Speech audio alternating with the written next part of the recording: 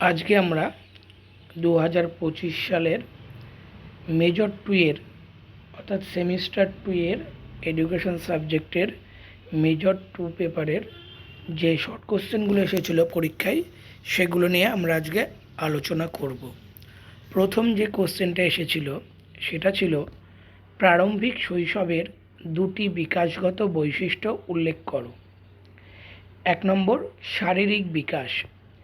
এই পর্যায়ে শিশুর উচ্চতা, ওজন, পেশি ও অস্থির দ্রুত বিকাশ ঘটে এবং চলাফেরা ও দৈহিক ক্ষমতা বৃদ্ধি পায়। 2 নম্বর মানসিক ও ভাষাগত বিকাশ। শিশুর চিন্তাশক্তি, কল্পনাশক্তি ও স্মৃতিশক্তির বিকাশ ঘটে এবং শব্দভাণ্ডার ও ভাষা ব্যবহারের ক্ষমতা দ্রুত বৃদ্ধি পায়। 2 নম্বর প্রশ্ন এসেছিল বাহ্যিক ও অভ্যন্তরীণ প্রেরণার মধ্যে পার্থক্য লেখো। আমাদের যেহেতু 2 মার্কসের বা 2 নম্বরের রয়েছে, তাই আমরা এখানে দুটো পার্থক্য তুলে ধরেছি। প্রথমে বাহ্যিক প্রেরণা আছে, তারপরে অভ্যন্তরীণ প্রেরণা রয়েছে। বিষয় উৎস। বাইরের পুরস্কার, শাস্তি বা চাপ থেকে সৃষ্টি হয় বাহ্যিক প্রেরণা। আর ব্যক্তির নিজের আগ্রহ, আনন্দ ও তৃপ্তি থেকে সৃষ্টি হয় অভ্যন্তরীণ প্রেরণা। উদ্দেশ্য। বাহ্যিক প্রেরণার উদ্দেশ্য হল পুরস্কার লাভ বা শাস্তি এড়ানো, এবং আভ্যন্তরীণ প্রেরণার উদ্দেশ্য হল কাজটি করতে ভালো লাগে বা শেখার আগ্রহ থাকে।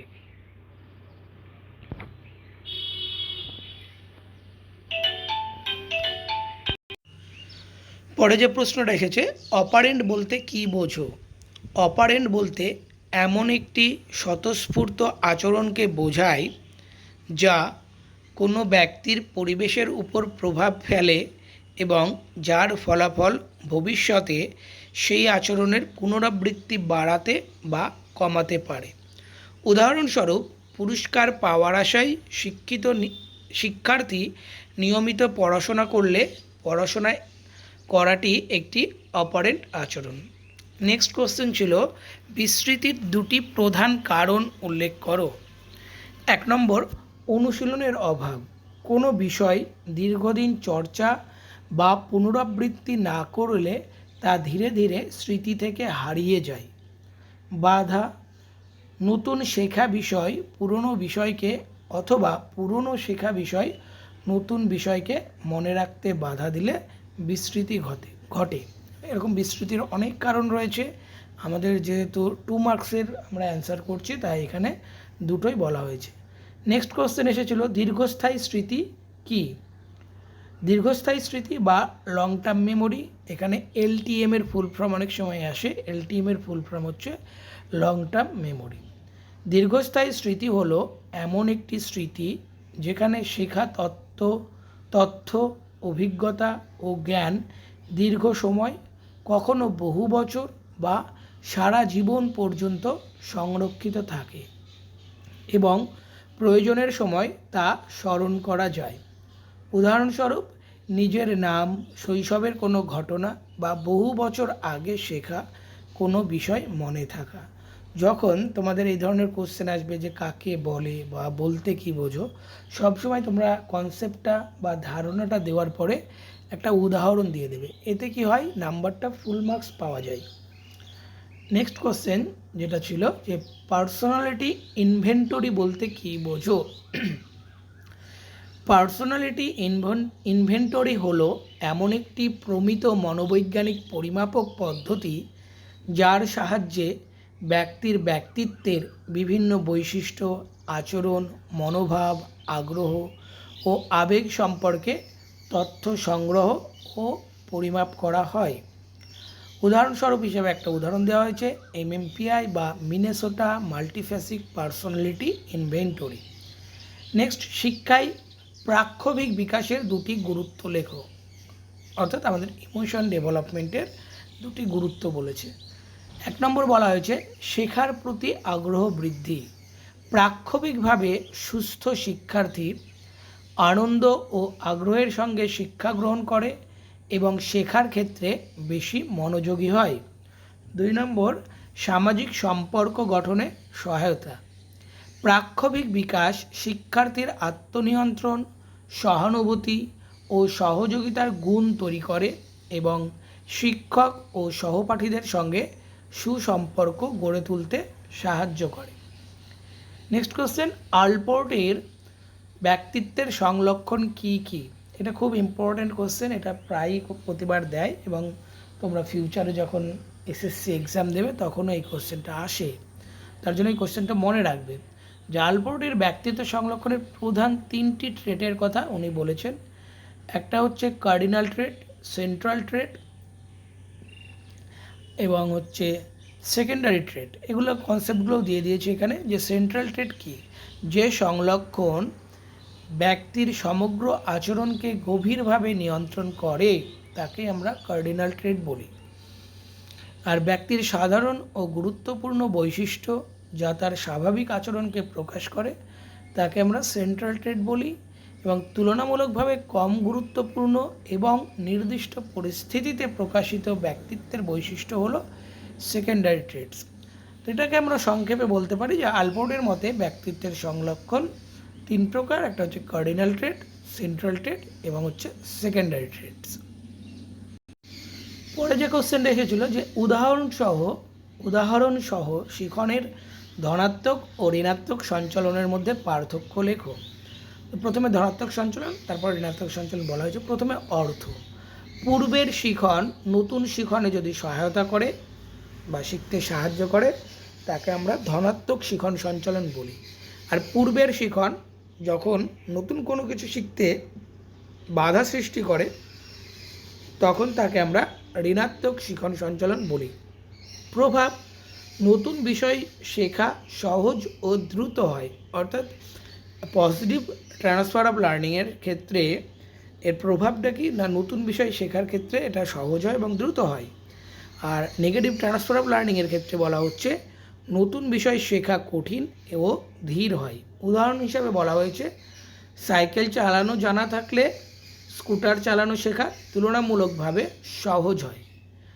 আর নেগেটিভ ট্রান্সফার অফ লার্নিংয়ের ক্ষেত্রে বলা হচ্ছে বাম দিকে গাড়ি চালানোর অভ্যাস থাকলে ডান দিকে গাড়ি চালানোর নিয়ম শিখতে প্রথমে অসুবিধা হতে পারে বা হয়। নেক্সট, সৃজনশীলতার 2টি বৈশিষ্ট্য উল্লেখ করো। তার সৃজনশীলতার 2টি বৈশিষ্ট্য, একটা হচ্ছে অরিজিনালিটি আর একটা ফ্লেক্সিবিলিটি। এখানে বলা হয়েছে যে সৃজনশীল ব্যক্তি নতুন ও অভিনব ধারণা বা সমাধান তৈরি করতে পারে, মানে নতুনত্ব থাকবে। আর ফ্লেক্সিবিলিটি কি না, সৃজনশীল ব্যক্তি একই সমস্যার বিভিন্ন দৃষ্টিকোণ থেকে চিন্তা করে একাধিক সমাধান বের করতে পারে। এটা হলো সৃজনশীলতার বৈশিষ্ট্য। বা এখান থেকে যদি তোমাদের আসে যে ক্রিয়েটিভ পার্সনের বা সৃজনশীল ব্যক্তির 2টি বৈশিষ্ট্য লেখো, সেক্ষেত্রেও তোমরা এই 2টি বৈশিষ্ট্য লিখে দিতে পারো। নেক্সট কোশ্চেন যেটা আছে যে শিখনকে প্রভাবিত করে এমন যে কোনো 2টি গুরুত্বপূর্ণ উপাদান উল্লেখ করো। প্রথমটা বলা হচ্ছে শিক্ষার্থীর প্রেরণা এবং 2 নম্বরে বলা হয়েছে পরিবেশ। প্রথমে প্রেরণা আমরা আলোচনা করব। না, শেখার প্রতি আগ্রহ ও উৎসাহ থাকলে শিক্ষার্থী মনোযোগ সহকারে শিখতে পারে এবং শিখন কার্যকর হয়।